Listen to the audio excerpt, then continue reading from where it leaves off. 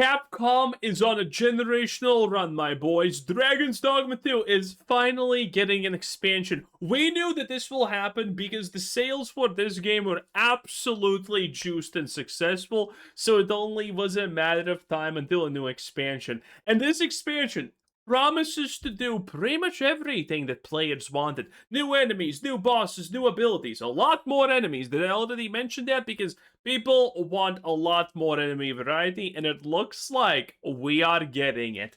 This is gonna be massive. People are gonna love it, and I hope it is absolutely fire.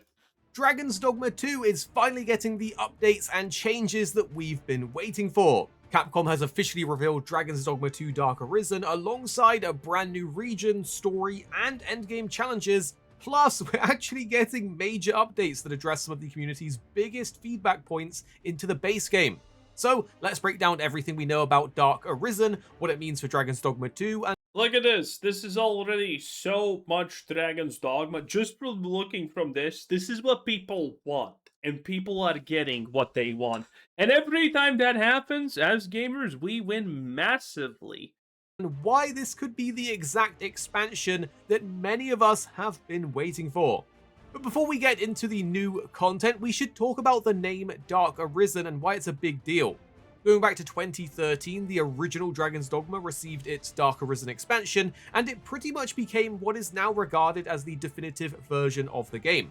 It added what is now some of the most memorable content, gave us much tougher bosses to overcome, better gear to chase, and generally far more reasons to keep on playing after you finished the main story. So this announcement immediately got a lot of people's attention.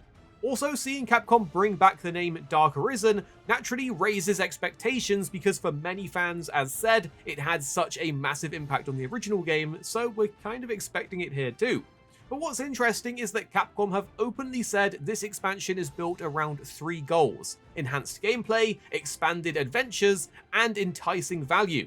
So in Dark Arisen, all of that sounds amazing. Also, I'm not going to be lie, boys.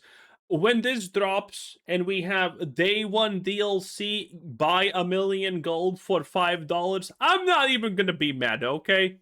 It's Capcom at the end of the day. We kind of expect this. we have a new region to explore, a new questline, new progression systems, repeatable endgame style challenges, and a huge batch of updates arriving to the base game before this expansion even launches. But one thing worth mentioning as well is that Hideaki Itsuno, the director behind both Dragon's Dogma 1 and Dragon's Dogma 2, is no longer working at Capcom and isn't involved in this expansion.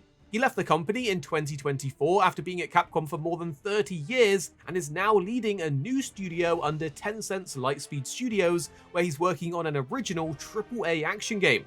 Now, it might... That's actually pretty exciting. And it does seem like a little bit of a red flag, obviously, that the guy who made the good stuff is no longer there. This is one of those situations where I'm kind of feeling trusty, okay? I feel that we're not gonna get burned. sound worrying at first, it did for me, but when you do some Could be wrong, by the way. Could be wrong. But currently, I'm kind of feeling good about this anyway. research into it, you must remember the original Dark Arisen for Dragon's Dogma 1 wasn't actually directed by Itsuno either. The original Dark Arisen was actually directed by Kento Kinoshita, who later went on to direct Dragon's Dogma Online, and many people loved that, plus was lead game designer on Dragon's Dogma 2. So I actually expect this expansion to go down pretty well. Plus, we're going to get that new AAA action game from Itsuno and Lightspeed in the future, so it's kind of not a bad outcome for us. But what exactly can you expect in the expansion? Well, the biggest addition has got to be a brand new region called Norgan. It's a frozen land far in the north that actually once belonged to the Kingdom of Vermund before they abandoned it many years ago for reasons that we don't fully know yet. According to Capcom, these snow-covered lands are now home to hostile tribes, powerful So, North Trend. That's good. monsters, and creatures beyond human understanding. And so, this makes it one of the most dangerous areas we've seen in the game. The new story does take place within this region and introduces a mysterious character named Ir. They're searching for answers surrounding an immortal fallen dragon, and Capcom haven't revealed too much beyond that. But it sounds like this is the central theme and mystery that will drive the expansion story forward as we explore the Forsaken Dominion and No, okay, let's actually read this. Norgan at the far north. Norgan serves as the stage for the new adventure. Once a prosperous region of the kingdom of Vermund, it was abandoned many years ago for reasons unknown. Long has it been since any soul traveled its paths. Uh, bl- Blanketed in heavy snow, these frigid lands are home to savage hordes and creatures of unbelievable power. Okay, those who are capable of vanquishing such fearsome foes, or those who possess a keen eye for exploration, will find themselves rewarded with powerful relics. Okay, so big drops, a lot of secrets, because that's what keen eye for exploration means. The icy realms and forgiving nature will truly test their Risen's resolve. This is nice. Also, this is a change of scenery and pace, so people are gonna like this. Dominion and uncover what happened in this lost kingdom. Now, one of the features that immediately stood out to us is the new relic system. Throughout Norgan, we can actually find powerful relics hidden More systems, the better. People are gonna be excited and happy about this. across the world and dropped by enemies. These relics will then need to be appraised, and once they're identified, they'll become powerful pieces of gear, which I expect will be some of the new top-tier endgame items. What's particularly Obviously. interesting is that Capcom's also confirmed that some of the relics can unlock unique skills as well. So it sounds like this Nice. system is adding a whole new layer to our progression and will basically give some extra endgame longevity. They've also mentioned relic expedition cycles, which sounds like a repeatable system designed to keep us playing more, and we'll need more details on exactly how all of this works in practice, but it does suggest that the Dark Arisen That's good. I always like when games like this just add something, even if it's as simple as just like a repeatable, grindable thing to get X stuff. I like when games like this do it because this is a single player game. And for the people who want to play more than the average, like things like this are nice. And for people who don't play more than average, they're still gonna do it a couple of times. It's something that can change your pace or what you're doing. It's really good. In good games, adding systems, as long as it's not super overbloated, is a good thing because it can change your pace. It's something that you can do for a longer time. It's great. It's great. In bad games, this is a bad choice, but in good games, good choice. expansion is being built with replayability kind of in the forefront and in mind. On top of that, there's also new hairstyles and tattoo options in the character creator, namely for your followers, but hey, it's just something worth noting that there's going to be some more options there as well. But alongside the new northern region, Capcom's also adding in something called Lost Rites, and this might end up being one of the more interesting or impactful additions out of everything. Basically, they're adding in 12 new dungeon challenges that are spread across the existing world of Dragon's Dogma 2. According to Capcom, they're trials created by the Pathfinder, with rare equipment once used by a previous Arisen hidden deep within each of the challenges. Now, as said, they aren't just in the new region, they're spread throughout the existing world, giving us an incentive to go Nice. back and explore and grab those goodies within, plus they should each be a challenge of their own. Now, as exciting as the expansion content itself looks, one of the biggest surprises out of everything is actually what comes before the expansion launches. Capcom have confirmed 2 major title updates coming to Dragon's Dogma 2 ahead of the expansion's release, and the first one's available right now, and the second will be at the end of August. The June update that just came out heavily focuses on quality of life improvements, and it sounds like several of these changes Nice, nice. have been heavily requested ever since launch. The biggest addition is probably the Eternal Ferry Stone coming to the game, giving us unlimited fast travel. Then Capcom have also added additional port crystals around the map, new ox cart stopovers, longer ox cart operating hours, reduced stamina consumption while traveling, and so on. So overall, movement and getting around the world should be a lot less restrictive.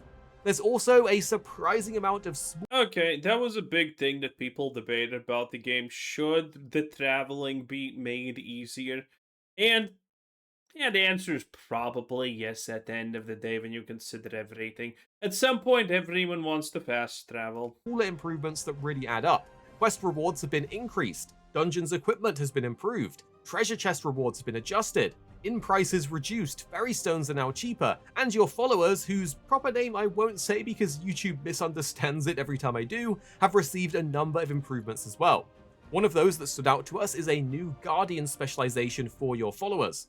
These can help prevent Oxcart raids, defend your camp more effectively, and generally make traveling the world a bit. Ooh, that is big. People got pissed when you're camping at night and you're getting attacked 15 times.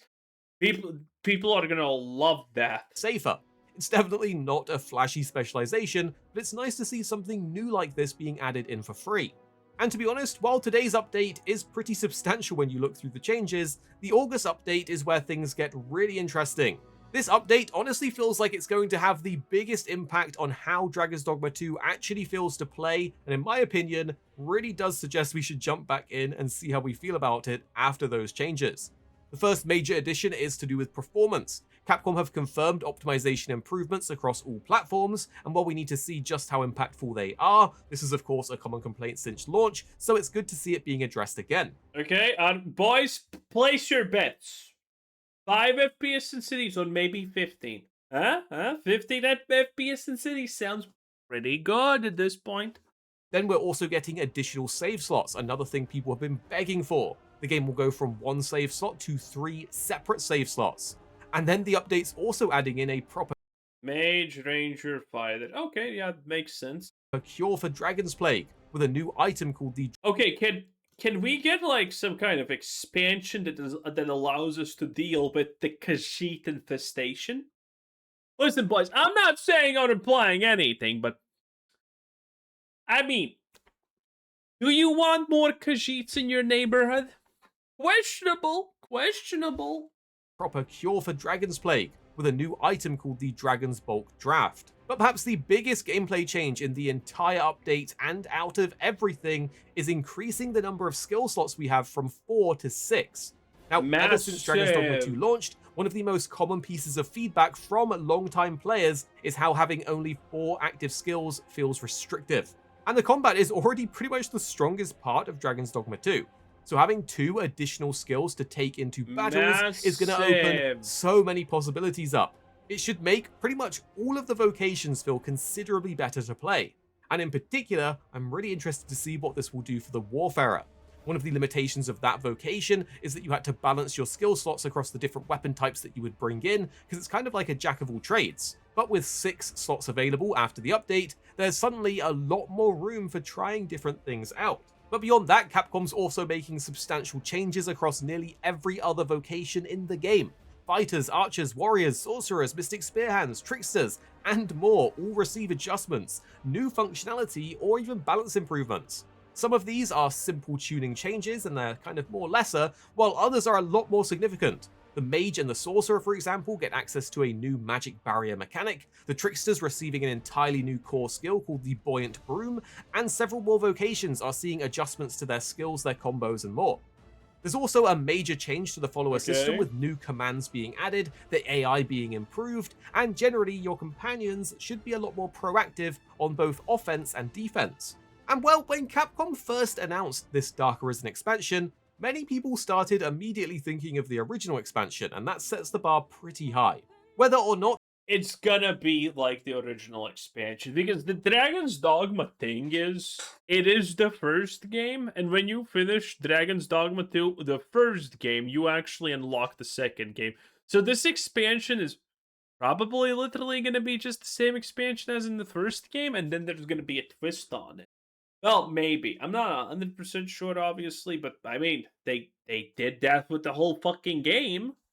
this expansion will reach the same heights, and let's be honest, there is nostalgia in there now for the original for many of us, but between the new region, the dungeon challenges, this relic system, and these major updates actually changing the gameplay, Dragon's Dogma 2 looks like it could be very different by the time the expansion comes out in a good way. But what do you think? Are you excited for this? Do you like the... Yes, I think everyone's honestly very excited for this. It is unbelievably good. Anyway, 10 out of 10. That was RX Gaming. Very nice. Dragon's Dogma 2. Very, very highly anticipated. I hope it's a massive success. Hey, look at that. There's Fable. It's garbage. Have a nice day. Bye-bye.